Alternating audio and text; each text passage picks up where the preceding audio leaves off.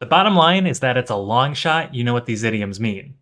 Did it just sound like I said a bunch of nonsense? Stay with me, and I'll teach you how to use these idioms and more at work and at the bar.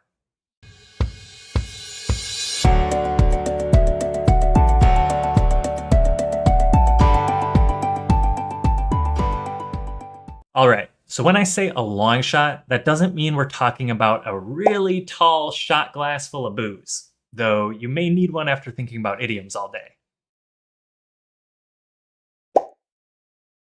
Imagine you're an average looking guy like me, or maybe slightly below average, and you see a beautiful woman across the bar. You know there's no chance she's interested in you, but you're going to try to get her number anyways. It's a long shot, but it's worth trying just in case she's blind and says yes. A long shot is simply a guess or an attempt to do something that is not likely to succeed. At work, you could say things like, I know it's a long shot, but let's try to get 50 people to attend this webinar. This means you doubt you'll get 50, but you still want to try. Maybe you'll get lucky. You could also say, you'll probably think this is a long shot, but what if we invite the CEO to our next meeting?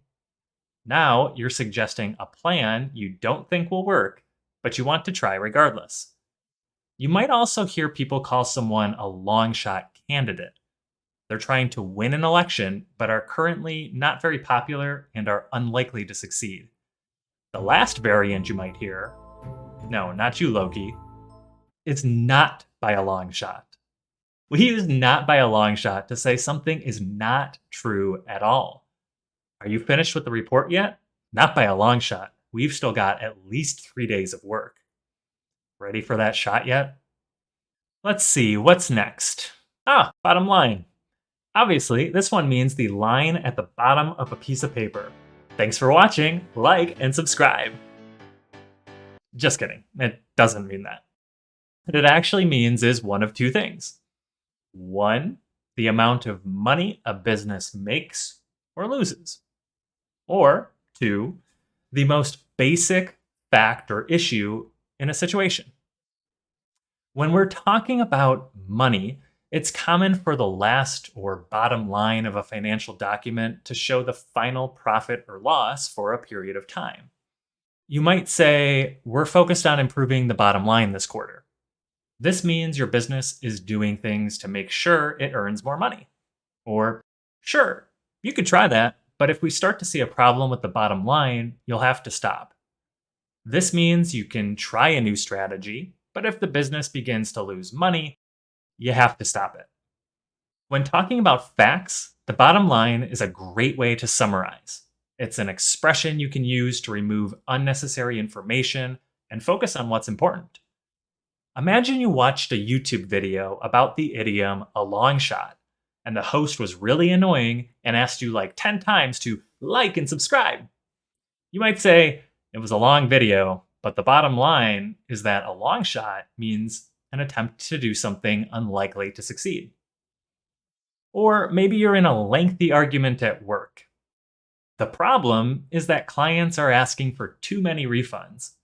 Your coworker is arguing that this is happening because prices are too high, and you think it's because the product's quality is too low.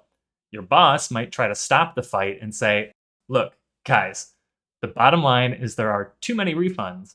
I'm happy to try anything that can help us fix it. Relax. Using the bottom line helps remind you and your coworker what the most basic issue is to keep you focused.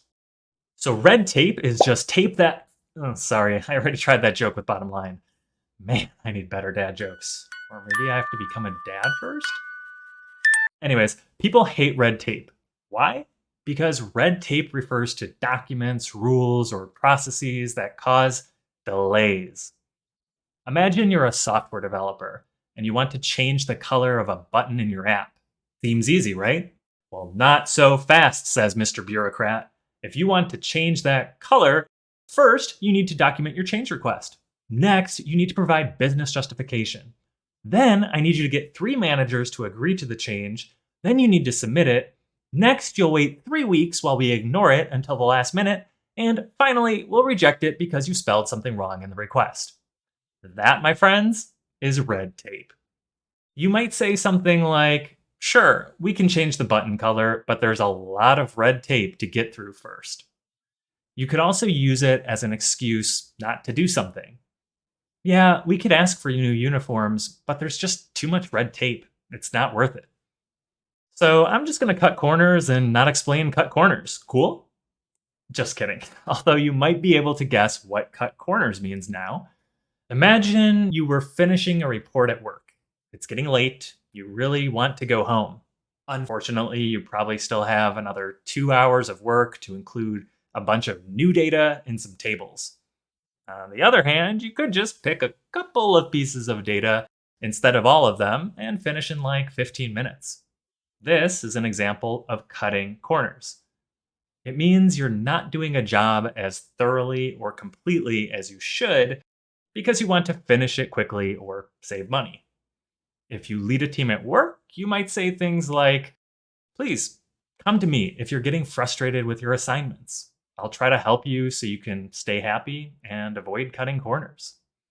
Sometimes cutting corners isn't a bad thing. Maybe you're in a meeting and you suggest the following.